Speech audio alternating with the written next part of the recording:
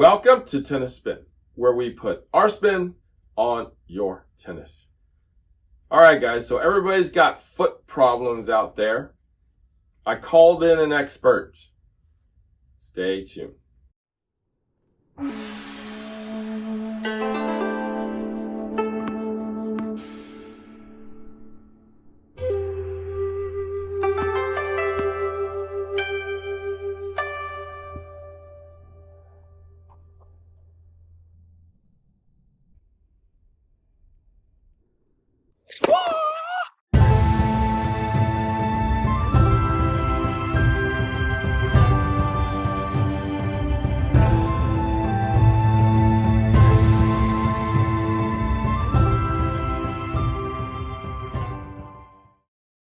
All right, guys, so today, who doesn't have a foot problem? Who doesn't complain about plantar? Oh, I got flat foot. Oh, my arch is too high and it's sore. So I called in a tennis player who's also a podiatrist. Dr. Sean Steenburgh is with us today. Welcome, Dr. Sean. Welcome. Thank you for having me. So tell us a little bit about yourself. So I'm Dr. Sean Steenburgh. I practice podiatry, which specializes in foot and ankle surgery. Also an avid tennis player, played a little bit at the club level at college, still play about 2 to 3 times a week now. And I'm just grateful to be here to share my knowledge in my profession and apply it to the sport we all love. Thank you. Thank you so much. All right, so let's start with ugly feet, since we're... Why do tennis players have such ugly, jacked up feet?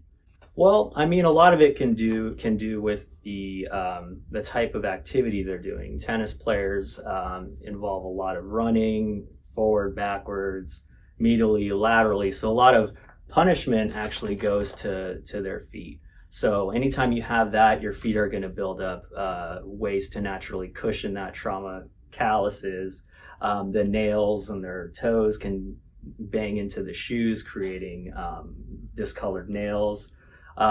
In summary, it's just a lot of motion and micro trauma to the feet. So any sport that involves a lot of running, you're going to get some micro trauma to the feet, which will create natural kind of ways of cushioning, calluses, nails. Also, the shapes of their feet are going to be a little different because they're in shoe wear a lot while running. Got it. So you're telling me that the calluses and the little hard spots on my foot is built up because of constant punishment or constant grinding? Absolutely. So the callus is there. It's your body's natural way of creating a pad or cushion. So if in an area on your foot that has repetitive micro trauma, meaning you're running and your foot hits the shoe from the ground, your body will create a padding, so to speak, like a cushion. Also involves the way your foot's shaped and which bones hit the ground more so than others within your foot. Wow. Okay, so I get it. So whenever I go to get my nails done, they usually cut that part off, but then it grows back.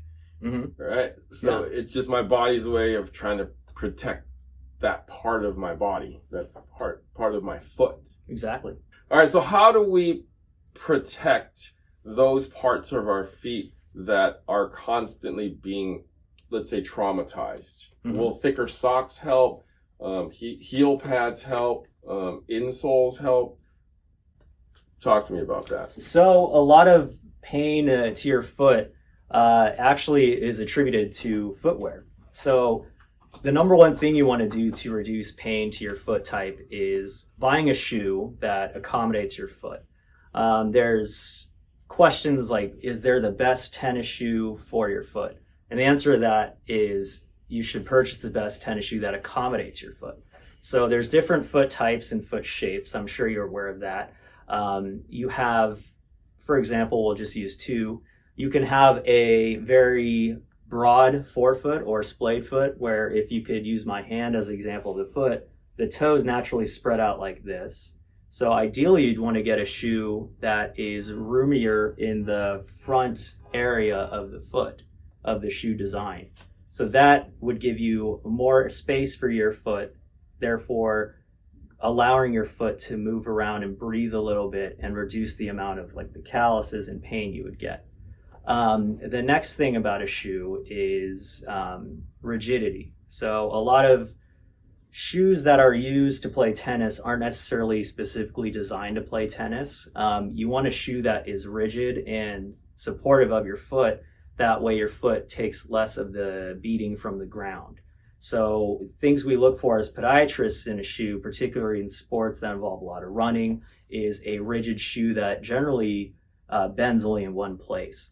So we have this test that we use to assess shoe rigidity. It's not very specific, but if you grab the shoe, you don't want it to curve a lot. So this is a very rigid, stiff shoe. So this is what we want to see. We don't want it to move around too much, because what this does is this means it's going to be supportive of your foot, meaning your foot's not going to have to do this because the shoe's preventing that.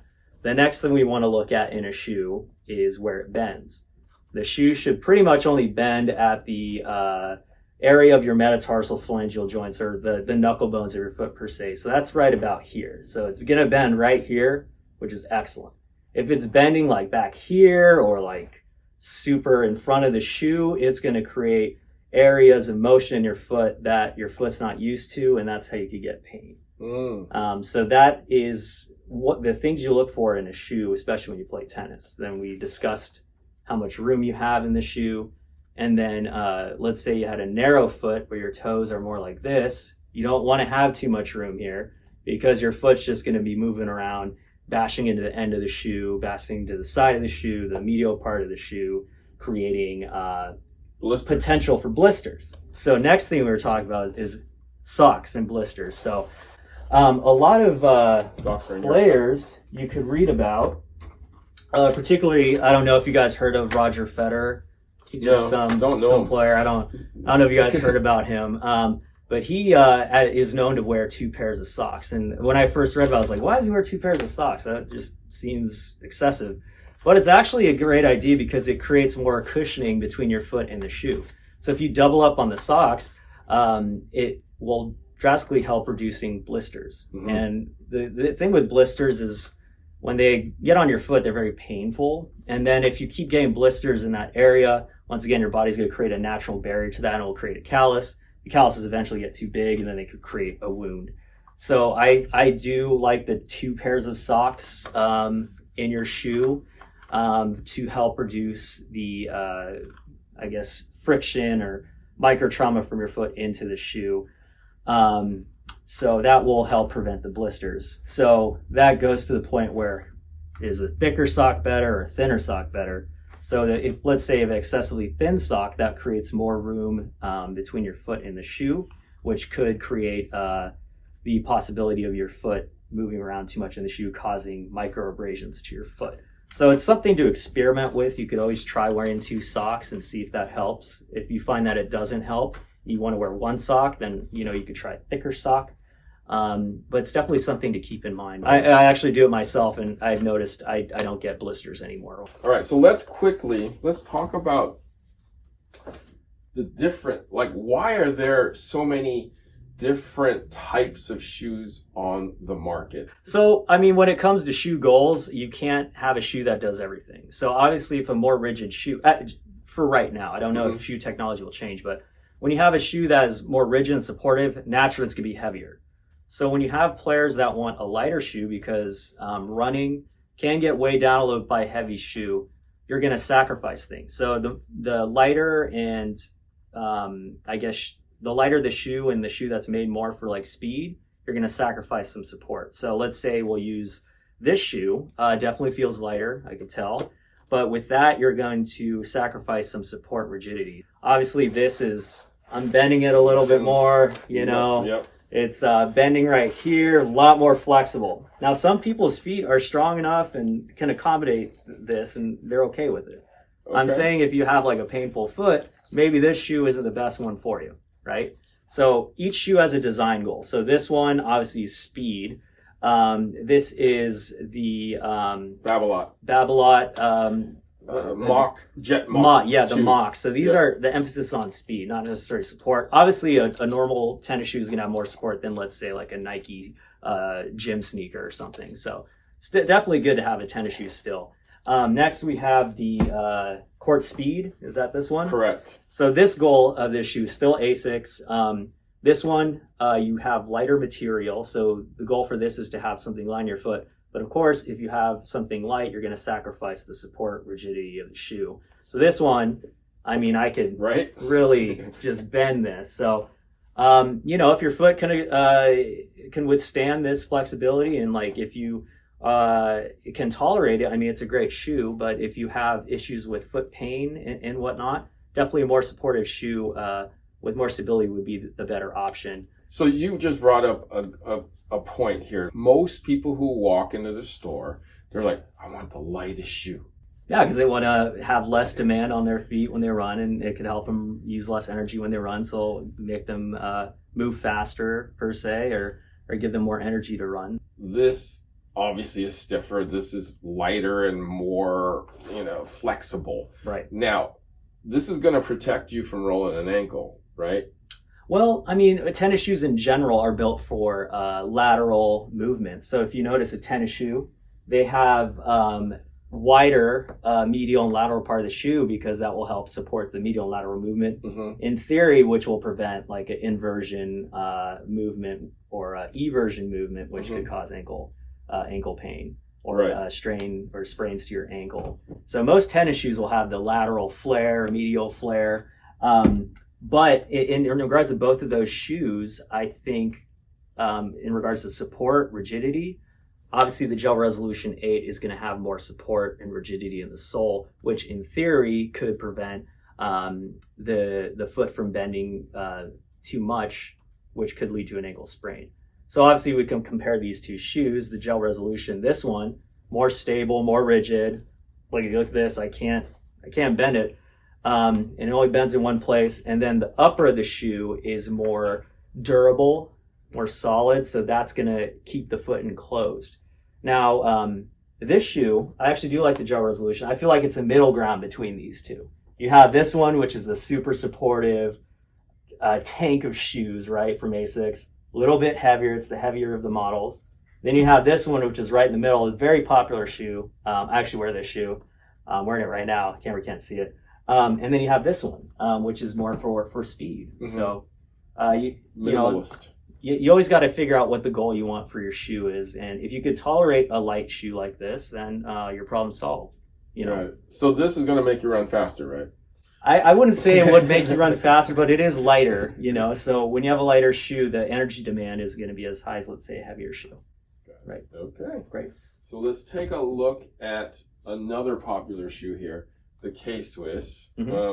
So this is kind of the fits most people shoe, let's say.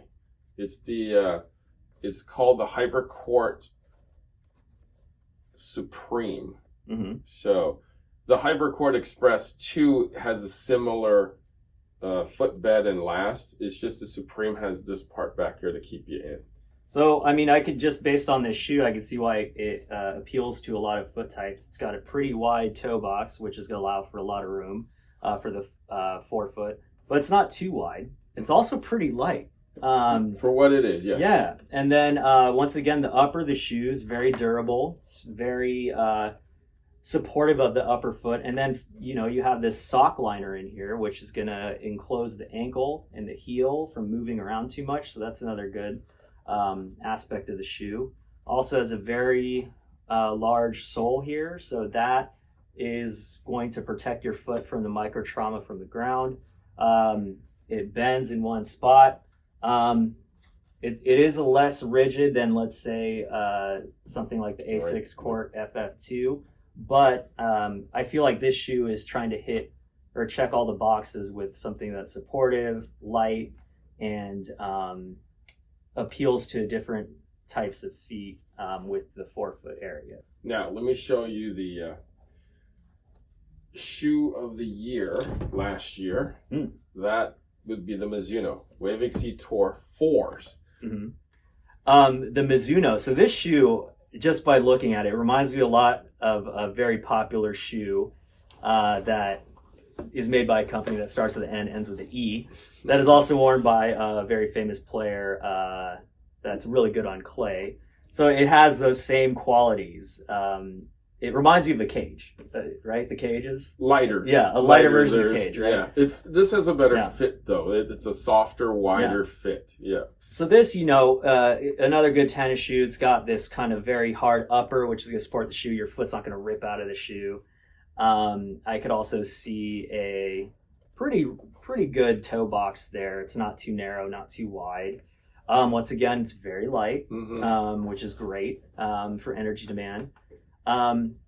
Very good padding within the shoe around here, so that's going to help with the slightly like the ankle joint area itself.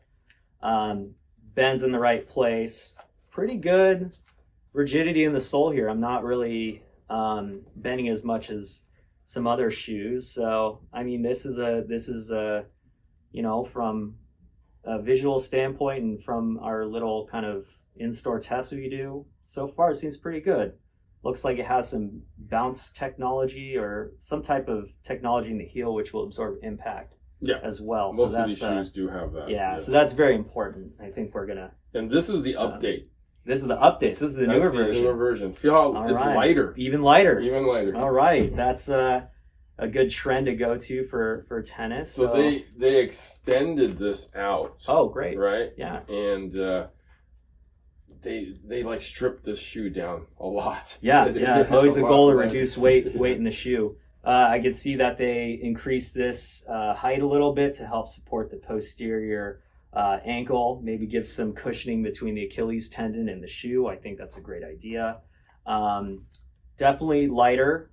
Still got that very solid support in the upper to prevent your foot from ripping through the shoe.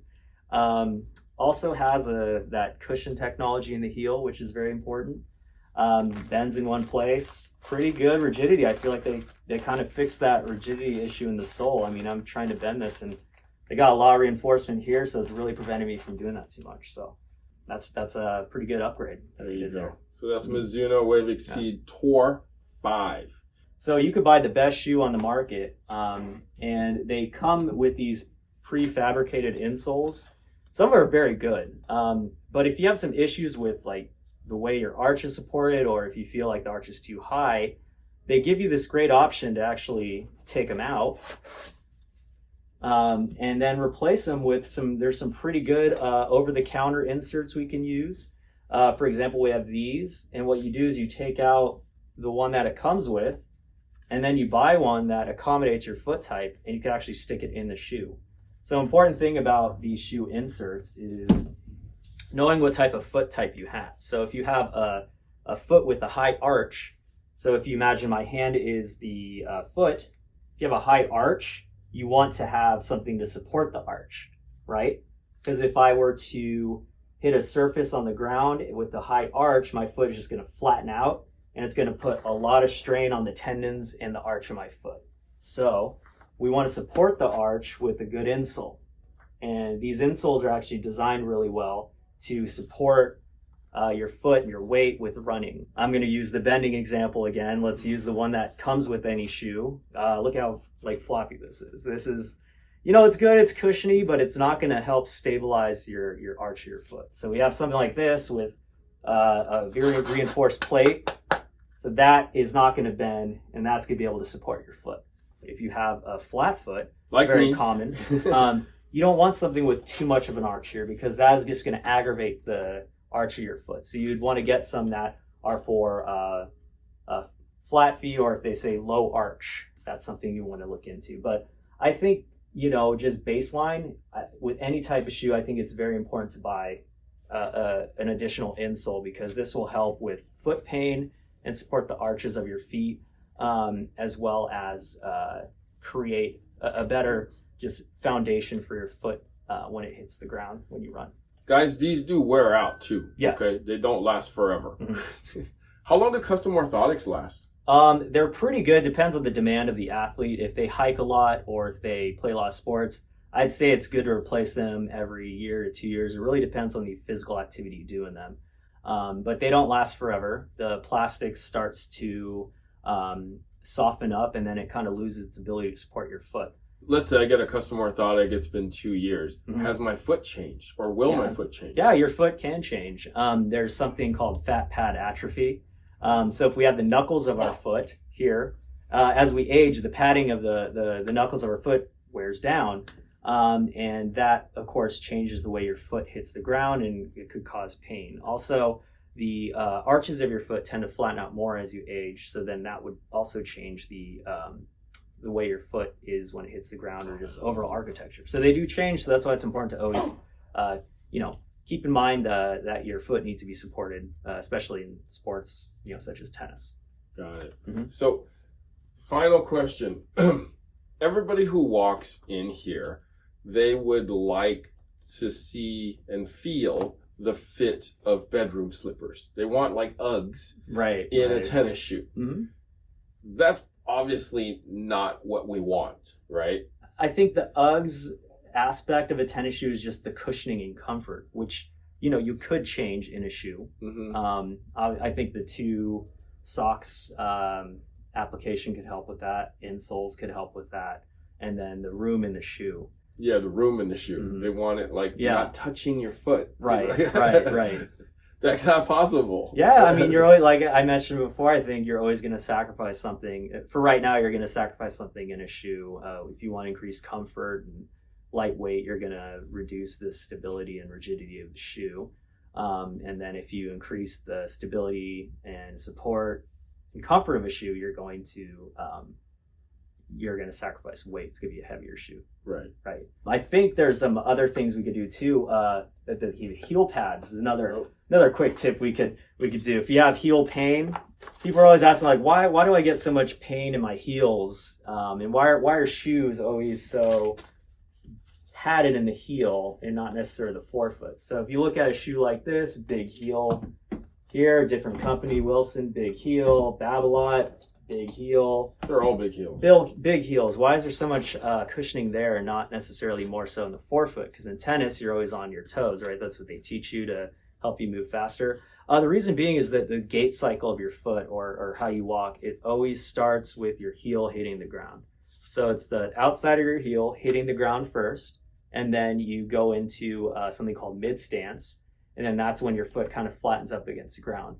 But the initiator of the actual path of walking for a majority of people is the heel hitting. So something with tennis, it's a very high impact sport. So that is why you have heel cushions in the shoe. And then if you could look at these insoles, they have a little squishy area here for the heel. But you could also even add modifications to these insoles as well. These are some heel pads, shock absorber. So you could they have an adhesive at the bottom. I actually like to have these at the bottom of the insole, not necessarily the top, because if it's on the top, sometimes it has the tendency to, when you get, like, let's say when it gets warmer in the shoe from playing, it could have the tendency to move around, and then the edges could come up, which could cause blisters. So I actually prefer them to be stuck at the bottom of the insole because it will maintain its integrity, and then it won't move around as much. So you could actually apply these to the bottom of the insole to help with the heel pain. Actually, I use these as well for my insoles when I play, and they help quite a lot. So what do you recommend for the people? So all of the above for the people who I want comfort. I want it all.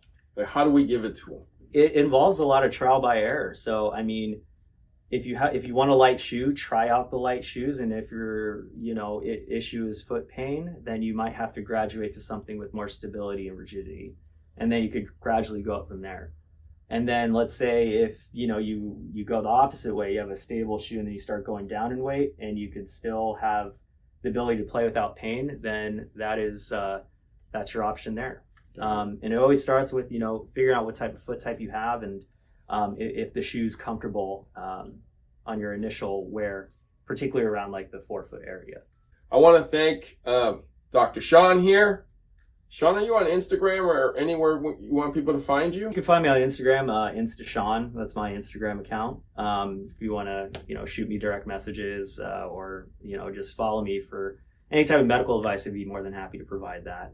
Yeah, thank you for having me here. It's been, a pleasure to talk about two things I'm passionate about, obviously medicine and then tennis. And then this is such a great shop. Oh. I've been I've been going to this shop for a long time, so it's great to kind of go full circle and be here at Tennis Spin and Oh, thank be you. here. We've been trying to get Dr. Sean here for like almost a year, but schedules and COVID and busyness kind of got in the way. Thank you for watching Tennis Spin, where we put our spin on your tennis.